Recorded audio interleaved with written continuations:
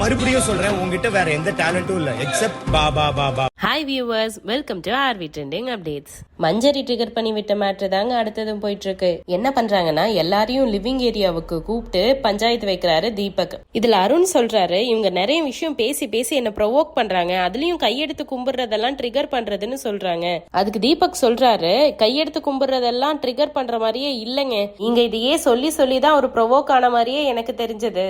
இதெல்லாம் பேசிட்டு இருக்கும் போதும் மஞ்சரியால எதுவுமே பேச முடியாம அப்படியே இருந்தாங்க. அதுக்கப்புறம் அருண் பேசுறாரு, இவங்க பேசினது எனக்கு ரொம்ப ஹர்ட் ஆச்சு, ஒளிச்சு வச்சு திங்குறாங்க அப்படின்லாம் சொல்றாங்க அப்படின்னு சொன்னதும், இவ்வளோ நேரம் பாயிண்ட் வரட்டும்னு வெயிட் பண்ண மஞ்சரி இதுக்கு மட்டும் பேசுறாங்க. நான் ஒளிச்சு வச்சு சாப்பிடுறாங்க அப்படின்னு எல்லாம் நான் சொன்னதா ஞாபகமே இல்ல அப்படின்னு சொல்றாங்க. அப்படிதான் சொன்னாங்க அப்படின்னு அருண் திருப்பி சொன்னதும், மஞ்சரி தேவையில்லாம இந்த மாதிரி எல்லாம் பேசாதீங்க, நான் அப்படி சொல்லல அப்படின்னு சொல்றாங்க. இவ்வளோ நேரம் வாய்வே திறக்காத ஆனந்தி இப்ப சொல்றாங்க, ஒரே ஒருத்தங்களே டார்கெட் பண்ற மாதிரி இருக்கு அப்படின்னு.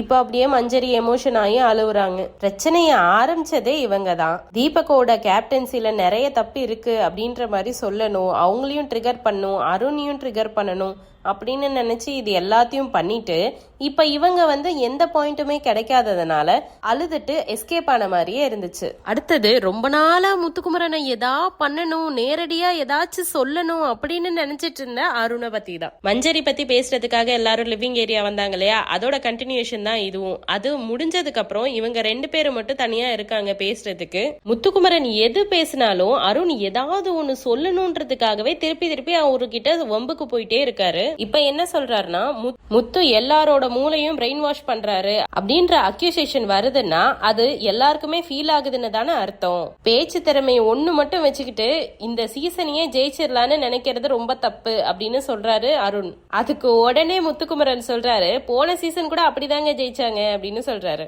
அதுக்கு உடனே அருண் கேக்குறாரு, இப்ப யாரு பர்சனல் அட்டாக் பண்றா அப்படின்னு கேட்டதுக்கு முத்துக்குமரன், நான் ஒரு எக்ஸாம்பிள் தாங்க சொன்னேன் அப்படின்னு சொல்றாரு. அருண் சொல்றாரு, நான் திருப்பியும் சொல்றேன் முத்து, உனக்கு பேச்சு திறமையை தவிர வேற எதுவுமே இல்ல எக்ஸப்ட் பா பா பா பா அப்படின்னு மாக் பண்றாரு. அதையே திருப்பி திருப்பி திருப்பி சொல்லிட்டே போறாரு. இப்ப முத்துக்குமரன் என்ன கேக்குறாரு, நான் எப்ப யார பிரெயின் வாஷ் பண்ண அத சொல்லு அப்படின்னு கேட்டதுக்கு அருணுக்கு பதில் இல்ல.